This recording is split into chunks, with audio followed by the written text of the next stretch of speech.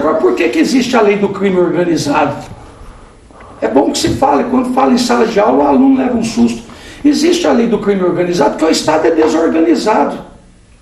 Então tem que criar a lei para punir o crime organizado. Que é um Estado paralelo. Um Estado paralelo. Agora, o que é pior, professor, se o senhor me permite, é o seguinte, a sociedade, ela está preocupada com a pequena criminalidade, com aquele cara que quebrou o vidro do meu carro, aquele cara que me levou minha carteira, meu celular. Ele não está preocupado com a alta criminalidade do colarinho branco, que é essa que sufoca a nação, sufoca os cofres públicos. O que me preocupa é essa letargia, essa mansidão, por parte de olhar a criminalidade visível.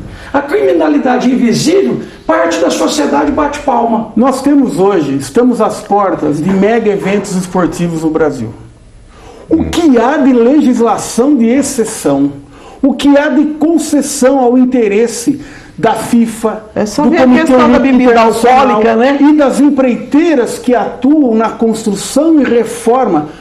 O que vai custar a reforma do Maracanã é 3, 4 vezes o que custou a construção de estádio novo em outros países. Dinheiro que daria para ser aplicado em muita coisa social, muita questão social. Estamos fazendo vistas grossas a isso.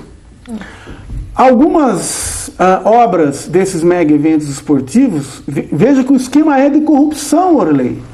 Algumas obras desses mega eventos esportivos não respeitam a legislação trabalhista dos trabalhadores e agora estão se postando de benfeitoras dos detentos. Estão contratando força de trabalho junto de detentos, sabe-se lá com que esquema. E de que jeito? E de que jeito? E as autoridades... Mão de obra barata. Mão de obra barata, submissa porque se rebelar ainda pode ter, digamos, derrubado algum benefício que a legislação concede a bom comportamento. E o interessante, professor, é que para esse tipo de coisa não falta dinheiro. Não falta dinheiro.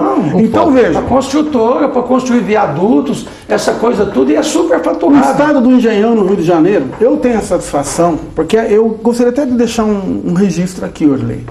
Eu estou nesse debate na dimensão republicana que a universidade pública deve ter. Eu orientei recentemente uma dissertação de mestrado, a primeira do mestrado em Ciências Sociais, fazendo a crítica dos Jogos Pan-Americanos 2007. Perfeito. Muito bem, o estado do Engenhão, construído para abrigar os Jogos Pan-Americanos 2007 no Rio, já passou por uma reforma, está passando pela segunda e passará por outras. Por quê? Porque é a lógica do descartável. Mas quando uma empreiteira ganha uma licitação e ganhou porque apresentou uma proposta com custos subestimados, sabendo que aquilo não daria, e depois fica pedindo aditamento, o que nós temos aí? Mas uma promiscuidade entre o público e o privado que está na base de esquemas de corrupção. Vocês não acham que a partir do momento em que parar de blindar esse lado do corruptor, que é o empresário, as coisas possam melhorar? Sim, porque o corruptor, geralmente, ele é blindado. Não se fala nele. Só fala do serviço público, do trabalhador, do servidor público. É muito difícil, Giselda, porque depois lá na frente vai faltar dinheiro para custear a campanha. Justamente. Cadê o Tribunal de Contas do Estado do Rio de Janeiro? A Cidinha Campos tem uma luta ferrenha com o Tribunal de Contas do Estado do Rio de Janeiro. Lá está contraventor, está bicheiro, está narcotráfico, está tráfico organizado, tem de tudo no Tribunal de Contas do Estado do Rio de Janeiro. Ele vai se rebelar contra isso, professor? Convenhamos. É igual a questão da prescrição. Quem faz a lei não tem interesse. Ele vai querer colocar a corrupção como um delito imprescritível? Definitivamente, não é interesse. A gente busca a origem da palavra corrupção. A situação do Demóstenes deixou isso bem claro agora. Por que os legisladores brasileiros dão a impressão, pelo menos, entendeu? É claro que tem exceções importantíssimas, elas existem, né? Mas essa questão nossa, por que os políticos não têm interesse de mudar, de tornar a legislação mais criteriosa? Isso seria através do voto. Antes de ontem, numa palestra numa universidade, eu perguntei qual foi o primeiro presidente eleito civil no país. O primeiro presidente civil que foi eleito. A menina me responde, Fernando Collor. Eu quase tive um ataque. Ela diz que o primeiro presidente civil eleito foi o Fernando Collor. Porém, se dá a despreocupação com a história do país e se valer o voto. Não se preocupa na hora de votar, coloca gente de tudo quanto é natureza lá, dá no que dá. Professor, só para a gente encerrar, tem conserto, tem remédio essa situação?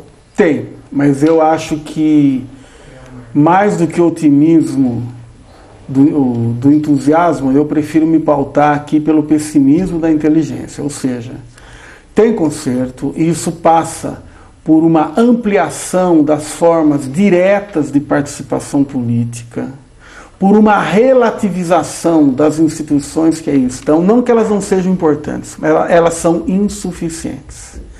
Se nós não tivermos um processo de participação popular, de acompanhamento mais cotidiano do que se faz, não se faz e se tolera com dinheiro público... Que o próprio eleitor faça a sua ficha limpa.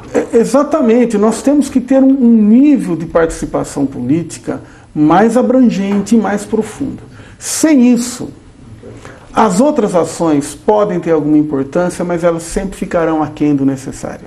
Professor Gracioli, professor Leucis Teixeira, Giselda Campos, foi um prazer muito grande tê-los conosco em nossa entrevista coletiva. A gente sabe que o assunto aqui dá para render mais 2 horas de programa fácil, mas infelizmente tempo é tempo. Nós encerramos aqui mais uma entrevista coletiva e voltamos no próximo sábado. Até lá.